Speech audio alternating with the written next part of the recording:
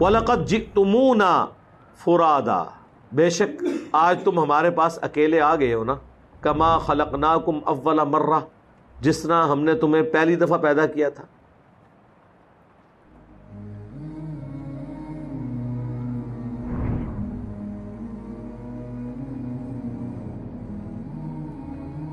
وَتَرَكْتُمْ مَا خَوَّلْنَاكُمْ، اور تم چھوڑ آئے ہو جو ہم نے تمہیں دیا تھا، وَرَاءَ ظُهُورِكُمْ، پیچھے ہی چھوڑ آئے ہو.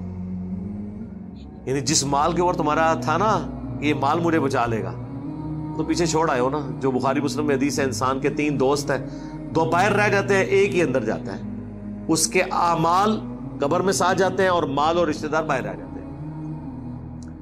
تو دنیا میں مال کی بنیاد پہ تم نے حکومت کی تھی نا، تو آج آگے ہو نا اکیلے، کوئی گٹھڑی ساتھ مال کی نہیں لے کر آئے. جس طرح تم کو ہم نے پیدا کیا تھا، یعنی جب پیدا ہوتا ہے انسان اس وقت بھی اکیلے ہی پیدا ہوتا ہے، مرنے کے بعد بھی اللہ کے پاس اکیلا جائے گا. اور چھوڑ آئے ہو اپنے پیچھے وہ سب کچھ مال. وَمَا نَرَا مَعَكُمْ شُفَعَاءَكُمُ الَّذِينَ زَعَمْتُمْ، اور کیا ہے کہ ہم وہ تمہارے سفارشی نہیں دیکھ رہے جن کے بارے میں تمہیں زوم تھا دنیا کی زندگی میں، انہم فیکم شرکاء، کہ وہ تمہارے معاملے میں ہمارے ساتھ شریک ہو جائیں گے. کدھر ہیں تمہارے بابے؟ وہ ہستیاں کدھر ہیں جن کے بارے میں دنیا میں زوم تھا کہ یہ اللہ سے تمہیں چھڑا لیں گی؟ کل قیامت کا دن ہوگا، غوث پاک فرمائیں گے اے میرے مرید، اے میرے محب، تو دنیا میں رہ کے وہ کام کرتا رہا جس سے مجھے خوشی ہوئی، آج میں تجھے خوش کر دوں. وہ بارگاہ الہی میں سفارش فرما دیں گے، بیڑا بیڑا. فرمایا مجھے اپنے رب کے عزت و جلال کی قسم، میرا قدم اس وقت تک جنت کو نہیں اٹھے گا جب تک میں اپنے سارے مریدوں کو جنت میں داخل نہ کروا لوں.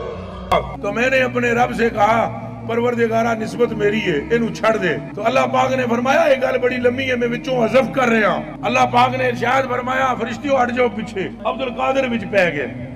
اللہ میرا بگڑا سوار دو، میرے بگڑا وقت سوار دو، میرے خواجہ مجھ کو نواز دو.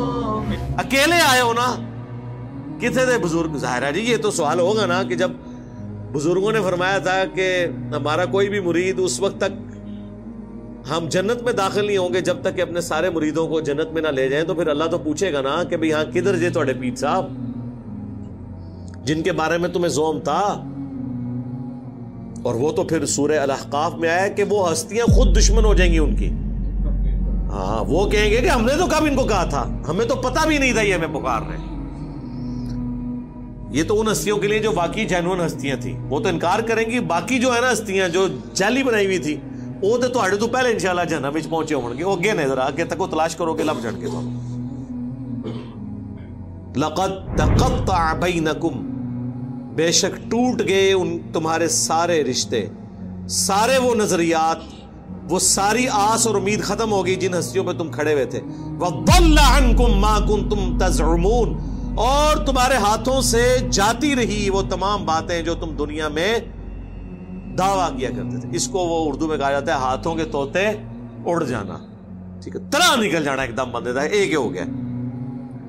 میرا خیال ہے اگر کسی شخص کو مرنے کے بعد اس طرح کا معاملہ ہو، اس سے بہتر نہیں ہے کہ وہ قرآن ترجمے سے پڑھ کے دنیا میں ہی آخرت کی فلم دیکھ لے اور بچ جائے.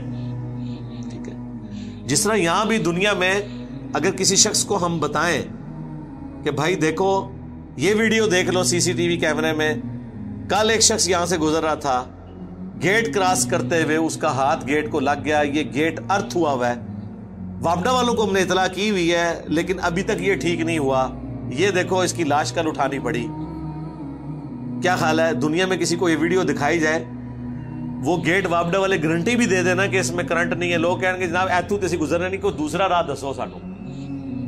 یہی ہوگا نا، کیونکہ جان کا خطرہ ہے، جہاں پر ایمان کا خطرہ ہے. اور بلکہ یہ بات کرتے ہوئے اگر کوئی شخص تھوڑے سخت لہجے میں بھی بول دے، ایک دو گالیاں بھی ساتھ نکال دے کہ فلانے ٹھنگیا تو اتھو چلے آتا دیکھ کل بندہ ایسا مر گیا، تو اس شخص کو اس کی گالیاں بھی یاد نہیں رہیں گی، بلکہ وہ کہے گا تو میرا محسن ہے کہ تو نے مجھے بچا لیا ہے، 3 گالیاں اور نکال کے مجھے بچاتا تاکہ مجھے یقین آ جائے کہ میں نے یہاں سے نہیں گزرنا.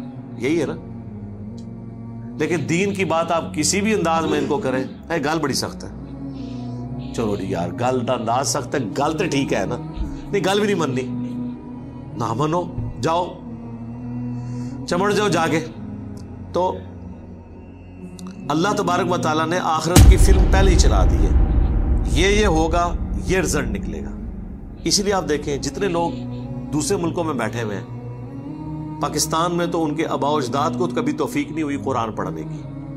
وہاں جاتے ہیں جب تھوڑی لادینیت دیکھتے ہیں، تھوڑا سا اپنے آپ کو جھنجھوڑتے ہیں کہ ہم نے اپنے ریلیجن کی طرف واپس آنا ہے، اپنے آپ کو مصروف کرنے کے لیے قرآن پڑھتے ہیں. جب قرآن پڑھتے ہیں تو ان کے طوطے باقی اس طرح ہی اڑتے ہیں جس طرح آخرت میں بابوں کے مارنے والوں کے اڑے گے. یار یہ قرآن تو کچھ اور لکھا ہوا ہے.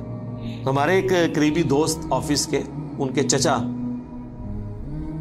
یہ ماموں لگتے تھے، تو ان کو ہارٹ اٹیک ہوا. 1 بار ہوا، خود ڈاکٹر تھے، 2 بار ہوا، پھر ڈاکٹرز نے کہا کہ جناب آپ تیسری دفعہ ہوتے تو تسی ایکسپائر ہو جانا ہے. اب جب کسی کو بتایا جائے کہ بھئی کام تہاڈا نیڑے ہے، تیاری کر لو، اور پھر ڈاکٹر بھی ہو، وہ اس چیز کو سمجھتا بھی ہو. یہ میں 2006-07 کی بات کر رہا ہوں. وہ جی انہوں نے قرآن جو ہے نا ترجمے سے پڑھنا شروع کر دیا. سوری خالو تھے، وہ ماموں نہیں تھے، خالو تھے.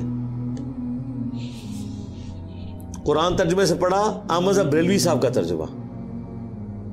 بریلوی تھے تو ظاہر ہے انہوں نے مرنے سے پہلے بریلویت کی تیاری کرنی تھی نا، ظاہر ہے، کیونکہ محلے کی مسجد بریلویوں کی تھی. یہ ہوتی ہے ہماری تحقیق. وہ جناب جب انہوں نے قرآن پڑھا تو گمراہ ہو گئے. انہوں نے کہا یار یہ ہمیں تو انہوں نے بابوں بزرگوں، اللہ تعالیٰ نے تو نہ کسی بزرگ کو، نہ کسی فرشتے کو، نہ کسی پیغمبر کو اپنی توحید کے معاملے میں خاطر میں لاتا ہے، اور انہوں نے تو یہ کیا کیا ہستیوں کے ساتھ عقیدے جوڑے میں. تو وہ اپنا مسلک ہی چھوڑ گئے. جو میں نے اکثر کہا ہے کہ اگر کوئی شخص اپنے فرقے کا بھی قرآن کا ترجمہ ایمانداری سے پڑھ لینا تو اللہ تعالیٰ اسے ہدایت دے دے گا. یہ اللہ کا وعدہ ہے، وَالَّذِينَ جَاهَدُوا فِينَا لَنَهْدِيَنَّهُمْ سُبُلَنَا. بلکہ ایون وہ قرآن پڑھتے ہوئے اسے یہ بھی پتہ چل جائے گا، تھوڑی سی اپنی عقل استعمال کرے کہ قرآن میں تو یہ لکھا تھا، تو یہ میرے مولوی نے اس کی جو یہ تشریح کی ہے یہ تو اس میں بیٹھتی نہیں. اگر اس نے اپنی عقل استعمال کی، اور اگر عقل استعمال نہ کی، اس کبوتر کی مانند جو بلی کو دیکھ کے آنکھیں بند کر لے، بلی نے پھر بھی گردن مروڑنی ہے. آنکھیں بند کرنے سے بلی غائب نہیں ہو سکتی. اس طرح آنکھیں بند کرنے سے قرآن و سنت کے جو نظریات ہیں وہ غائب نہیں ہوں گے، اور آپ کے بزرگوں کے بتائے ہوئے عقیدے وہ جسٹیفائی نہیں ہوں گے. تو اس سے پہلے کہ آخرت میں ہوائیاں اڑ جائیں، جو اللہ تعالیٰ نے بیان کیا کہ اڑ جائیں گی ان کی ہوائیاں، اس سے پہلے آخرت کی تیاری کر لیں. اللہ تعالیٰ سے دعا ہے جو حق بات میں نے کہی ہے ہمارے دلوں میں راسخ فرمائے. اگر جذبات میں میرے منہ سے کوئی غلط بات نکل گئی تو اللہ تعالیٰ ہمارے دلوں سے دھو ڈالے اور ہمیں معاف بھی کر دے. ہمیں کتاب و سنت کی تعلیمات پر عمل کر کے دوسرے بھائیوں تک پہنچانے کی توفیق عطا فرمائے. سبحانک اللہم و بحمدک، اشہد ان لا الہ الا انت، استغفرک و اتوب الیک، وما علینا الا البلاغ المبین. جزاکم اللہ خیرا. آمین.